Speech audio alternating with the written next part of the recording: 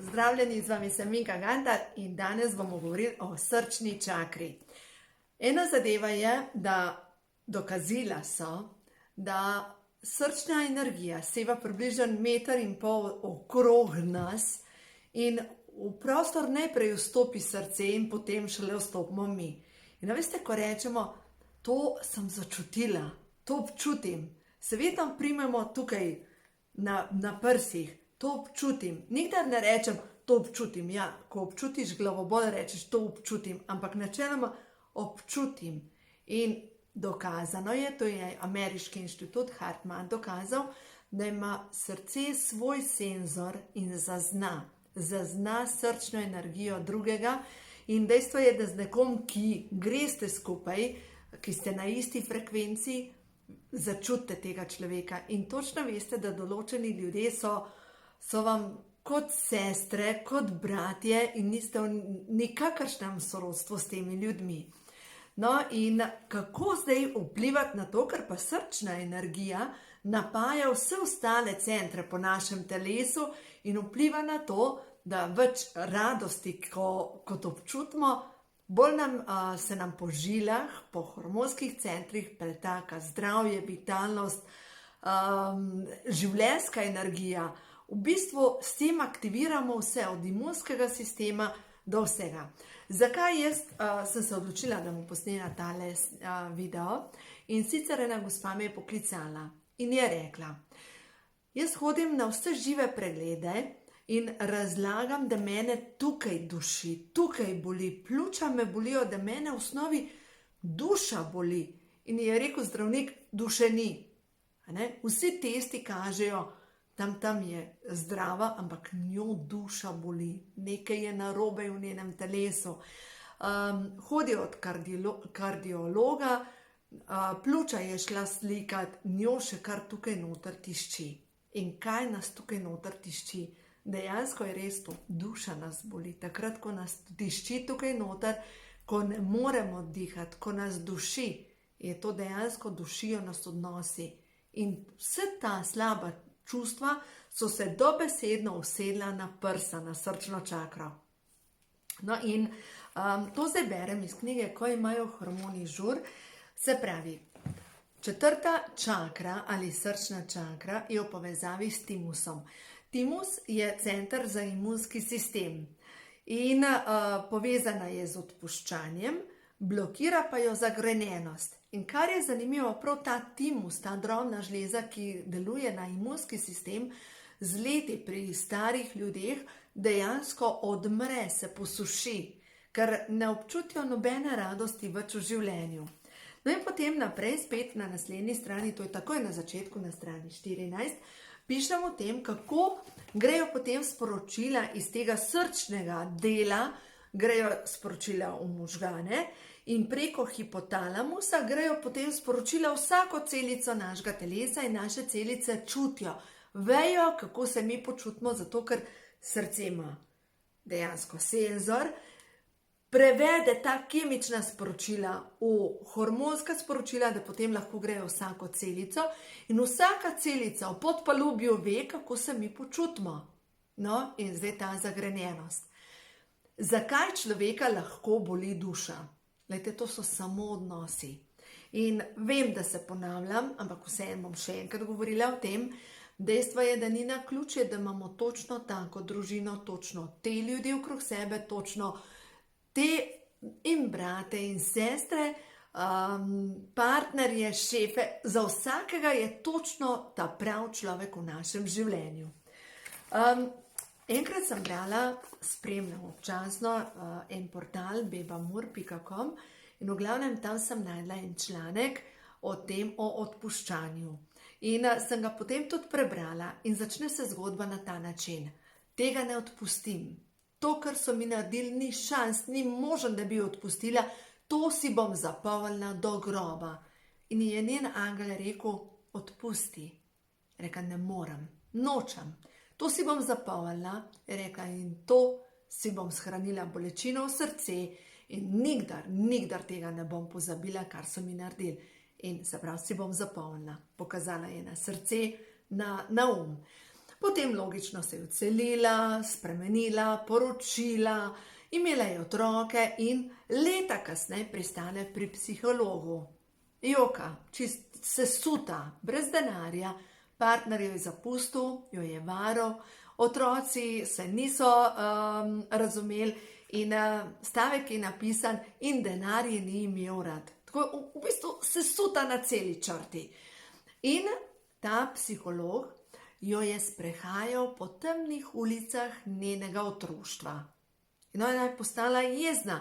Kaj zdaj on hoče od nje? Ona je prišla zaradi moža, ki jo je varal, zaradi otrok, s katerimi se ne razume, zaradi sodelavcev, ne pa zaradi mladosti. Ona je to dala ad acta. In je rekel ta psiholog, je rekel, včasih pomaga odpustiti, ampak odpustiti tisto bolečino tam v temeljih. In je vzela svojo torbico, odvihrala ven in rekla, to pa ne.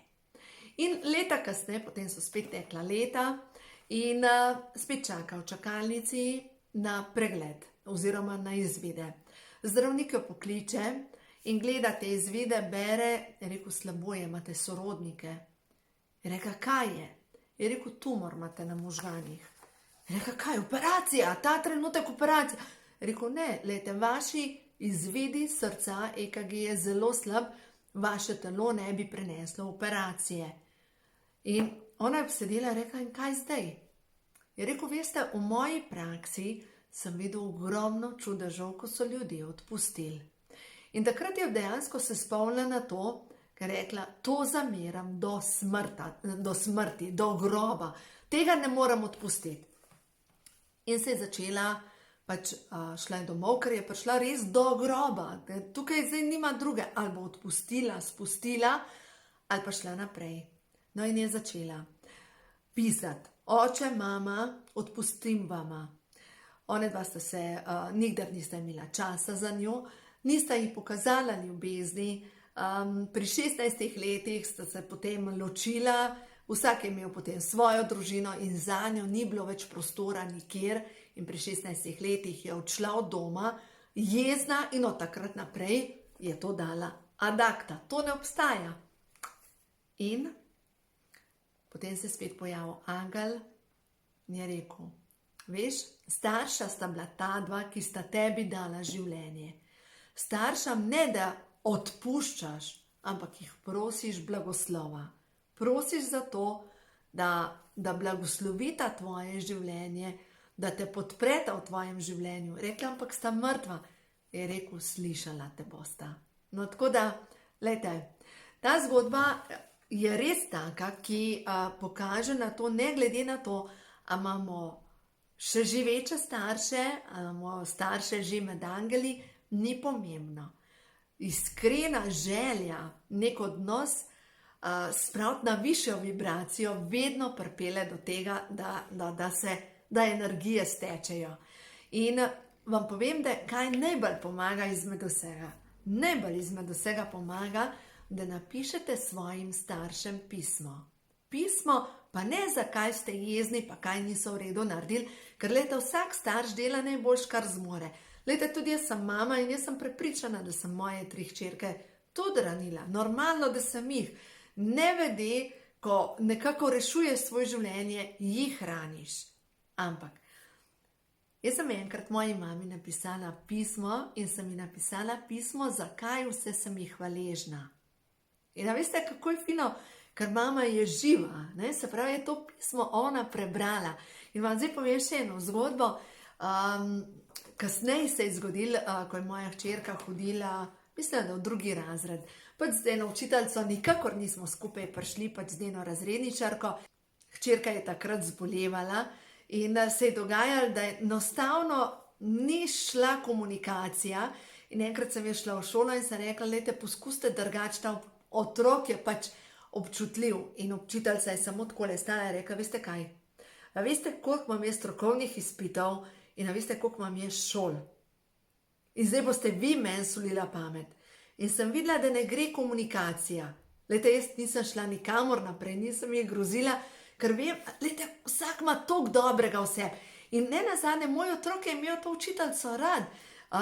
ker je bila izredna umetnica, izredna pri matematiki. Mislim, to sta dve stvari, ki sta krasni. In jaz sem ji napisala pismo, zakaj jo jaz občudujem in cenim in zakaj jo moj otrok občuduje in ceni. Jaz sem šla v šolo, imela sem pač pismo v koverti in sem rekla, lejte, vidim, da najna komunikacija ne gre nikamor, sem vam napisala. In logično se je takoj postavila v obramben položaj in rekla, jaz od vas nočem nič. In sem ji samo v cekar spustila to pismo in vam povem, naš odnos, tako z mano, kot z mojo hčerko in z njo, se je napolnil s čisto energijo. Se pravi, mi, če želimo zdravljenje nekega odnosa, lahko pošljemo več svetlobe, ne pa več teme. Daj pomislite zdaj, ko je pomlad, da rastejo rastline, da spodbudi se rast, je potrebna svetloba. Ja, seveda tudi voda, da ščisti, pa da zalije, ampak sončna energija, ne pa še več hladu. Dejstvo je, da nobena stvar ne uspeva takrat, ko je hlad, ko so hladna čustva. In zato je tako pomembno, dajte čez energijo odpuščanja, hvaležnosti in blagoslova. In boste videli, vsak odnos, čisto vsak odnos, se začne izboljševati. Dobro, druga stvar pa je, ko je treba meje postaviti. Ampak to je že drug nasvet, drug video, bomo tudi o tem govorili. Imejte se radi in poskrbite za sebe.